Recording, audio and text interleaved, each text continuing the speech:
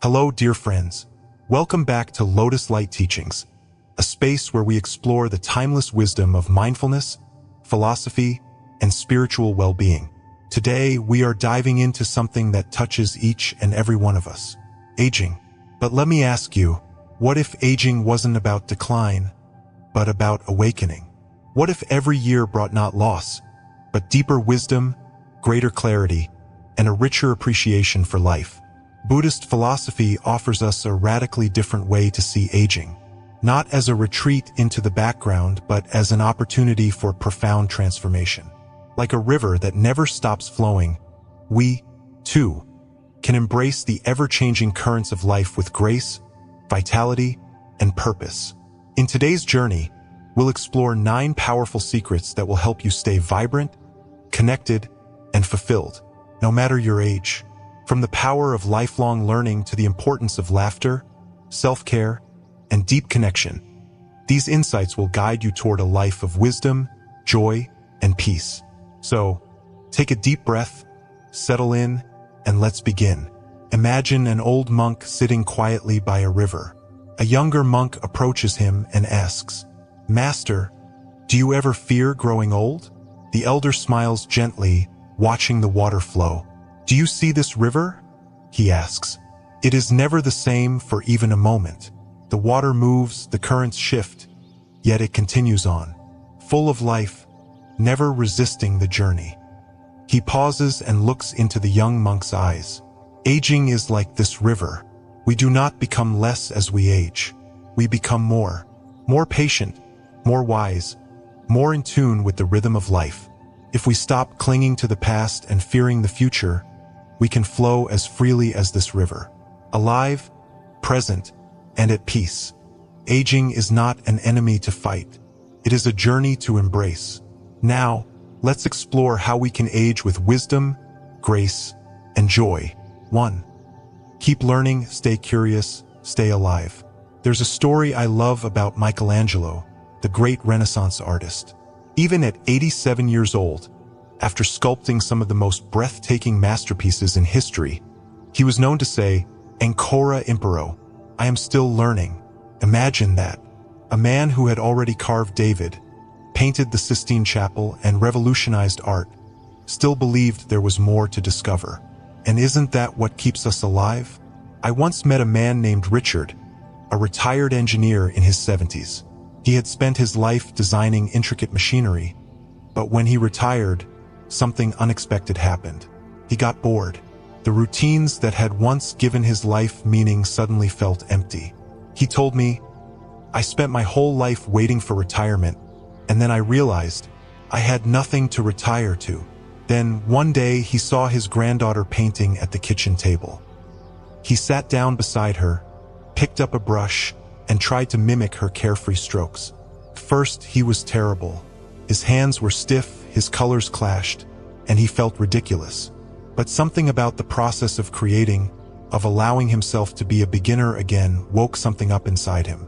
By the time I met Richard, his house was filled with paintings. Some were breathtaking, others were messy and chaotic, but all of them were alive, vibrant, full of energy. "I don't care about being good," he told me with a grin. "I care about feeling alive." Learning doesn't stop when we leave school. It doesn't stop when we retire. It only stops when we allow it to. Every time we pick up a book, try a new skill, or even have a conversation that challenges us, we stay young inside. Have you ever noticed how children approach the world with wide-eyed wonder? They don't worry about being perfect. They just dive in, ask questions, experiment, and get messy. Somewhere along the way, we lose that.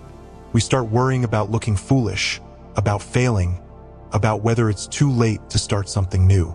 But what if we let go of that fear? What if we approached life with the same childlike curiosity Michelangelo had at 87?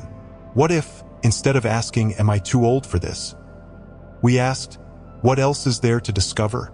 Because the truth is, the moment we stop learning is the moment we stop truly living. 2. Prioritize health, the middle way of balance. I once heard a Zen saying that stayed with me. Take care of your body as if you will live forever. Take care of your soul as if you will die tomorrow. It's a paradox, isn't it? On one hand, we know our time here is limited. We know that no matter how well we eat, how much we exercise, how many supplements we take, our bodies will eventually change. But on the other hand, the way we care for our bodies determines the quality of the years we do have. I think of my grandmother, a woman who lived to be 95. She never went to a gym, never counted calories, never obsessed over anti-aging creams. But every morning, she woke up before sunrise, walked barefoot in the grass, stretched her arms to the sky, and breathed deeply as if she were absorbing life itself. She cooked meals slowly using fresh ingredients. She ate with joy, never rushing through a meal. And every afternoon, she sat by the window with a cup of tea, watching the world outside with the patience of someone who understood that life is not meant to be rushed. The result? She moved with ease well into her 90s. She never had back pain, never needed a walker, never felt like life was slipping away from her. She respected her body, not in a way that was obsessive, but in a way that was loving. Too often, we swing between extremes, either neglecting our health entirely or becoming so fixated on looking young that we forget to simply feel good. We see it everywhere. People chasing youth like it's something that can be bottled, injected, or surgically restored. But the truth is, real vitality doesn't come from resisting age. It comes from honoring our bodies with kindness. It's about balance, eating foods that nourish, not just fill, moving in ways that feel joyful, not punishing, resting when we're tired without guilt. I once read about Haruki Murakami, the Japanese writer who started running marathons in his 30s. He says that his daily runs aren't about staying in shape. They're about clearing his mind. He runs not to fight aging, but to flow with it, to stay present, stay moving, stay connected to his body. That's the mindset we need. Taking care of our health isn't about trying to stop time. It's about feeling good in the time we have. Aging gracefully isn't about avoiding wrinkles or gray hair.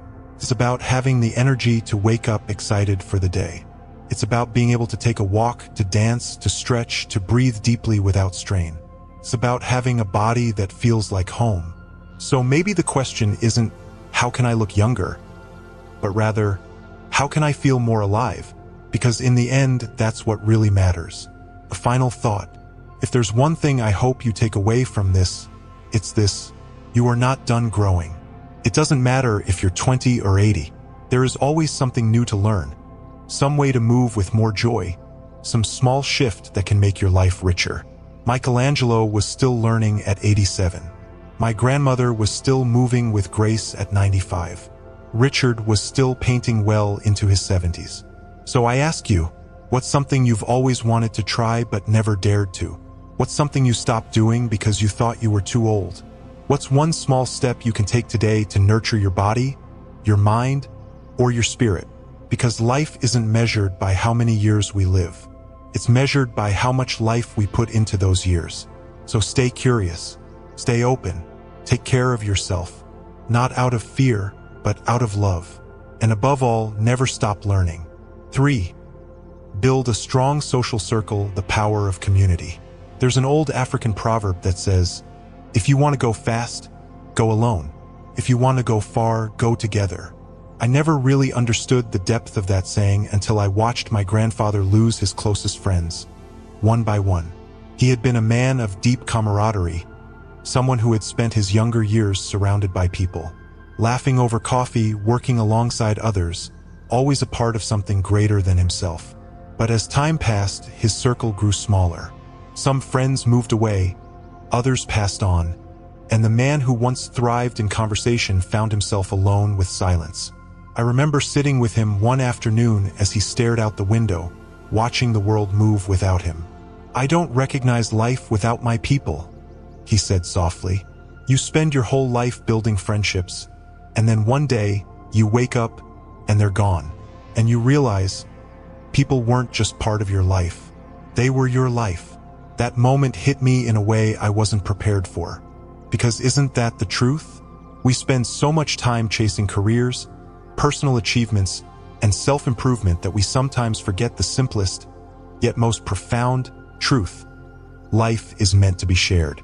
Take, for example, Warren Buffett and Bill Gates. two of the richest men in the world.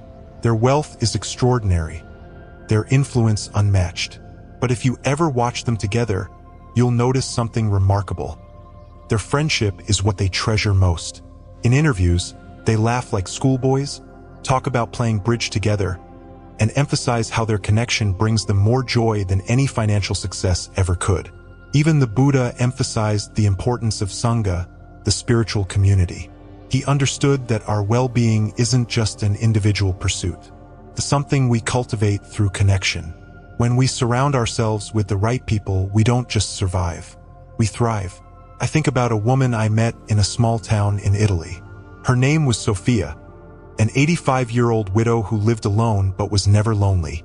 Every evening, without fail, she would walk down to the town square, where a group of old friends would gather to drink espresso, share stories, and reminisce. They had been doing this for decades, watching each other grow old, yet never growing apart. Life is lighter when you don't carry it alone, she told me with a knowing smile. So why do so many of us neglect our social circles as we age? Why do we let friendships slip away, assuming they'll always be there, only to wake up one day and realize we've built a life of solitude? Maybe it's fear. Maybe we worry about outgrowing people, or worse, being outgrown ourselves.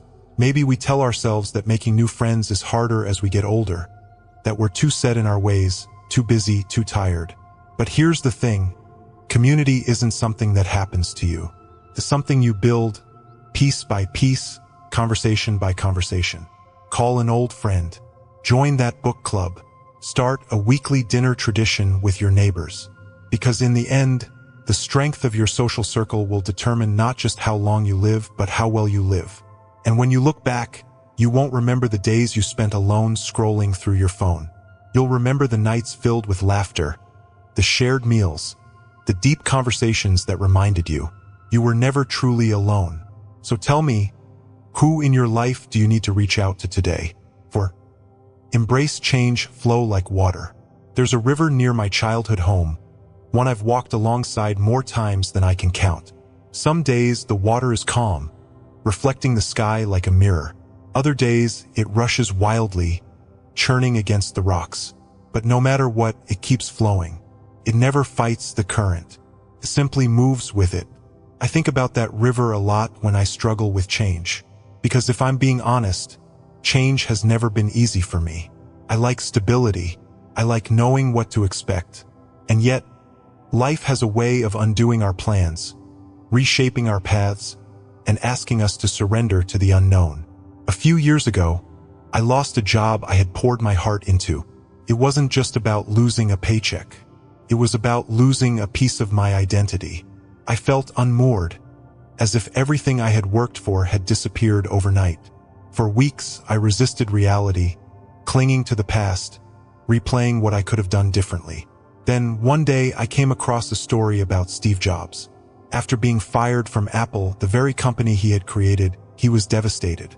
But instead of letting that failure define him, he used it as a turning point.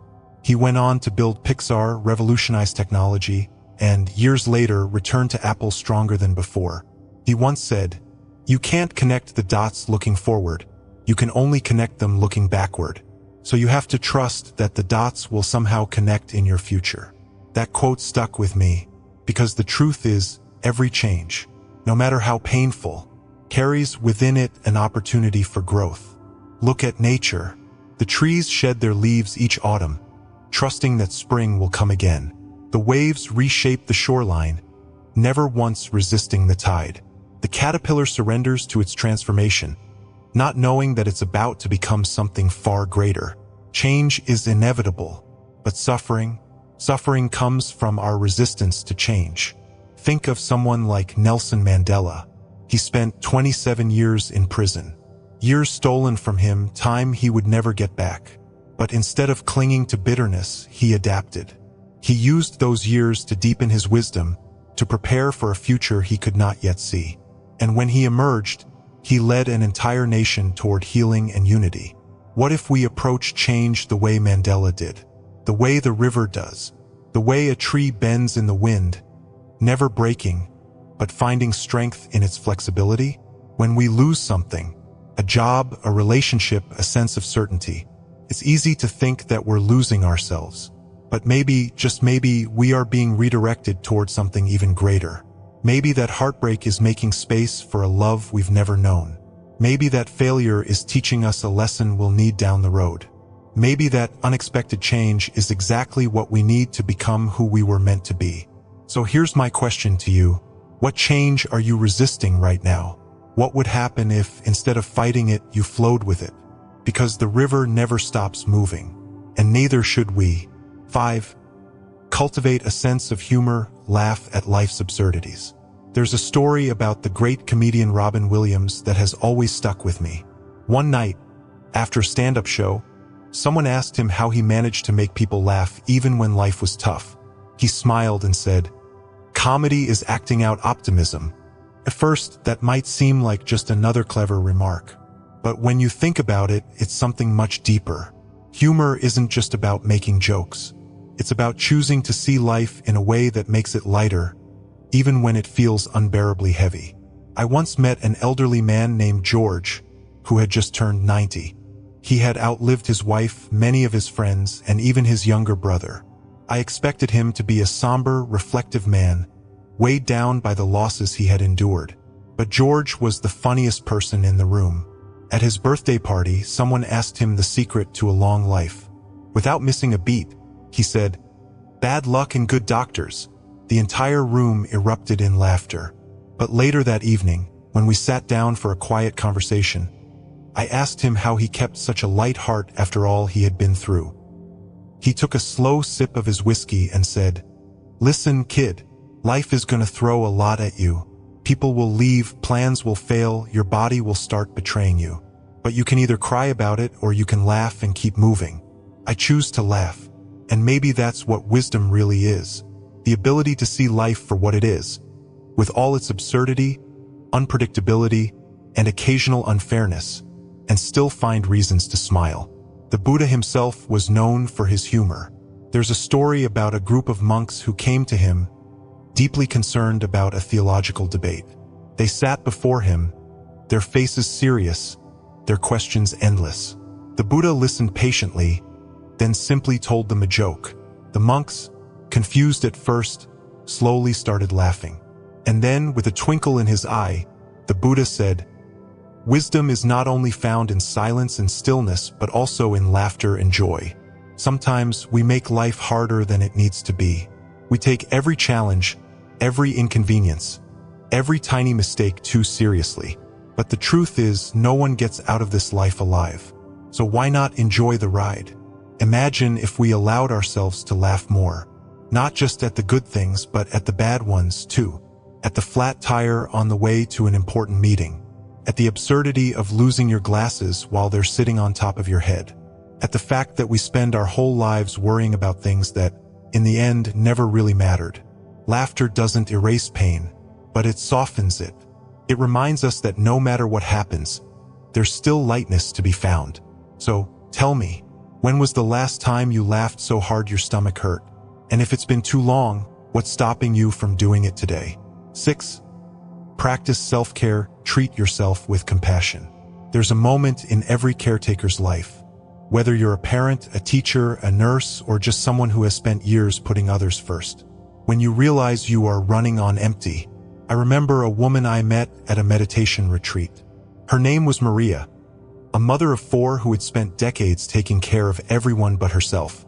She arrived at the retreat looking exhausted, as if life had drained every last ounce of energy from her. One evening, after a long day of meditation, she shared her story with me. "I spent my whole life making sure everyone else was okay," she said. "I cooked, I cleaned, I solved problems, I held people together. But somewhere along the way, I forgot about myself. I thought self-care was selfish. But do you know what I realized? You can't pour from an empty cup." That phrase hit me like a brick. We spend so much time pushing through exhaustion, ignoring our needs, dismissing our emotions, thinking that if we just work harder, give more, sacrifice more, we'll eventually feel okay. But the truth is, burnout is not a badge of honor. Buddhism teaches that compassion doesn't just mean being kind to others. It means being kind to yourself too. Your body, your mind, and your spirit deserve the same care and attention that you so freely give to others. I think about Oprah Winfrey, one of the most successful women in the world. For years, she worked herself to exhaustion, believing that her worth was tied to how much she accomplished. But then, she had a realization. Self-care wasn't a luxury. It was a necessity.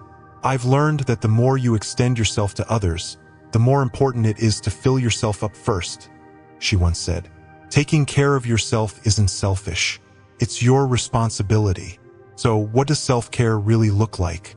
It's listening to your body, resting when you need to, moving when you feel sluggish, feeding yourself with real nourishment instead of just whatever is convenient. It's creating space for quiet moments, reading a book, sitting in the sunlight, enjoying a cup of tea without rushing. It's setting boundaries, learning to say no, not out of guilt, but out of self-respect. It's forgiving yourself for the things you didn't do, the mistakes you made, the times you weren't perfect. It's recognizing that you, too, deserve kindness. I remember hugging Maria on the last day of the retreat. She looked lighter, as if the weight of years had been lifted off her shoulders. She smiled and said, "For the first time in a long time, I feel like I'm allowed to take care of myself. And you know what? It feels good. So let me ask you, when was the last time you did something just for you? Not for work, not for your family, not because you felt like you had to, just because you deserve it. Because at the end of the day, taking care of yourself isn't selfish. It's the foundation of everything else." 7. Pass on your wisdom. Be a guide for younger generations. There's an old saying that goes, "A society grows great when old men plant trees whose shade they know they shall never sit in." I think about that a lot. I once met an elderly man named Thomas at a coffee shop in New York City. He was sitting alone at a corner table, reading a battered copy of The Old Man and the Sea by Hemingway. I don't know what prompted me to speak to him, but I did. And what started as small talk about books turned into a conversation that would stay with me forever. Thomas had been a professor for over 40 years, shaping young minds, watching his students go off to become doctors, writers, engineers, people who changed the world in ways big and small. But when he retired, something unexpected happened. He felt invisible. The world moved on, but he felt left behind. "I spent my whole life teaching, but now, who am I teaching?" he mused, stirring his coffee absent-mindedly. The funny thing is, when you're young, you think wisdom is something you collect, like coins in a jar. But what's the point of collecting it if you never pass it on? That hit me hard, because he was right. We spend our younger years thinking knowledge is about what we know. But as we age, we realize it's about what we share. Look at Maya Angelou, a woman whose wisdom shaped generations. Her words, her presence, her way of guiding others through poetry and prose. It wasn't just about what she knew. It was about the way she made people feel seen, heard, understood. She understood that wisdom isn't just facts and lessons. It's the gentle encouragement, the knowing glance, the words that arrive at just the right time, changing someone's life without you even realizing it. I asked Thomas what advice he would give someone my age, and he smiled. "Don't wait until you're old to start passing wisdom on," he said. "Every person you meet is a chance to leave something behind. A thought, a lesson, a kindness.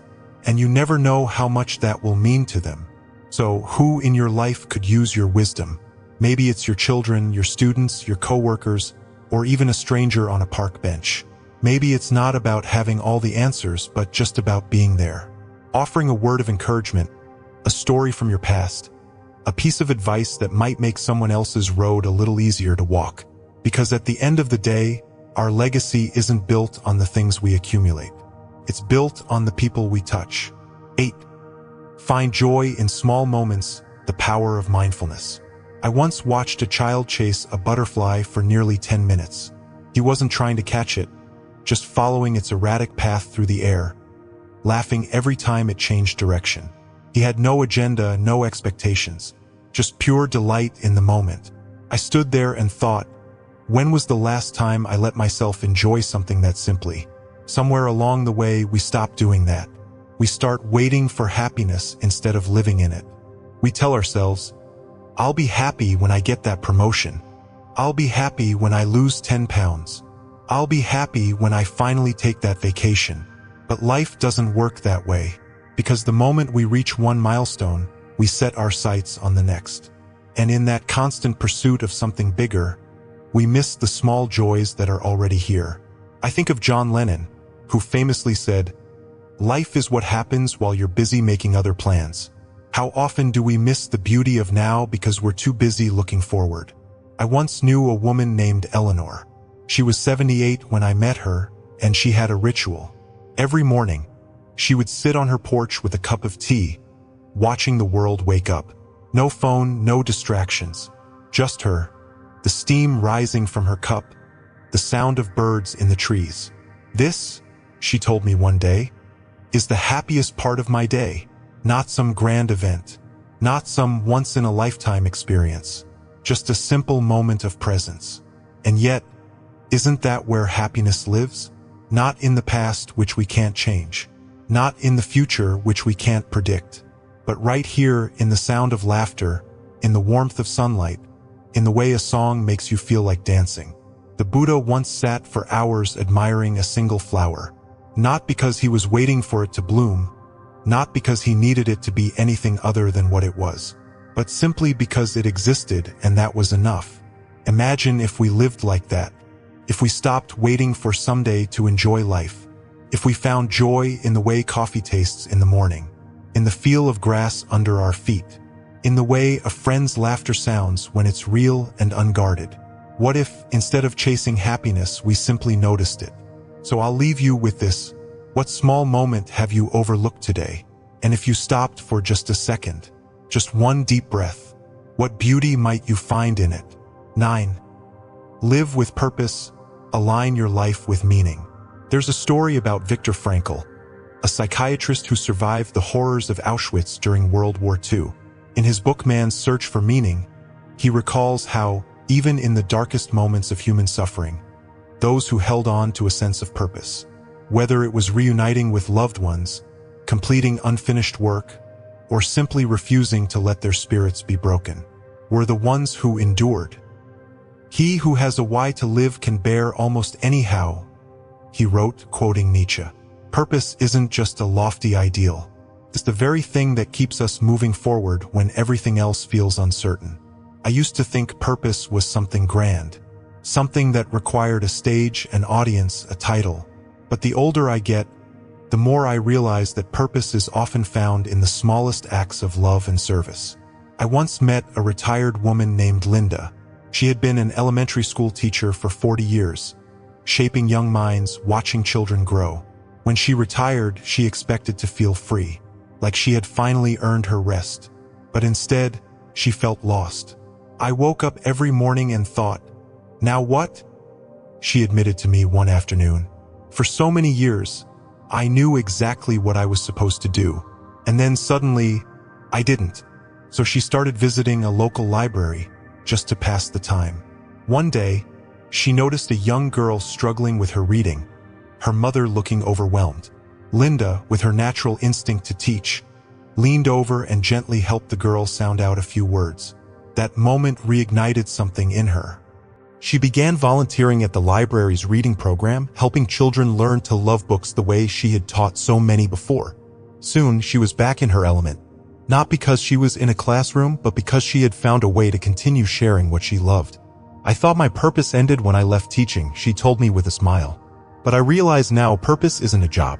It's how you show up in the world, how we contribute, how we give, how we make life better for someone else." Look at Mahatma Gandhi, who found purpose not in power but in peace. Look at Fred Rogers, whose life's work was simply teaching children to be kind. Look at Jane Goodall, who didn't just study chimpanzees. She fought for them, giving her life to a cause greater than herself. Not one of these people needed a fancy title or wealth to find meaning. They simply lived in alignment with what mattered most to them. And that's what real purpose is. It's not something you have to chase. It's something you uncover, like a truth that has been there all along. Sometimes it's raising a family with love and intention. Sometimes it's using your talents to create something that inspires others. Sometimes it's offering wisdom to someone younger, giving them guidance that you once needed yourself. Whatever it is, it's not about being remembered by the world. It's about leaving an imprint on the hearts of those you touch. So ask yourself, what lights you up inside? How can you serve others while staying true to yourself? What legacy do you want to leave? Not in history books, but in the lives of those around you. Because aging gracefully isn't about fading away. It's about stepping into your highest wisdom and sharing it with the world. So, my dear friends, aging is not something to fear. It is a journey to embrace. Let go of fear. Cherish the small moments. Laugh often. Share your wisdom. Live with purpose. Because your golden years can be your most powerful years yet.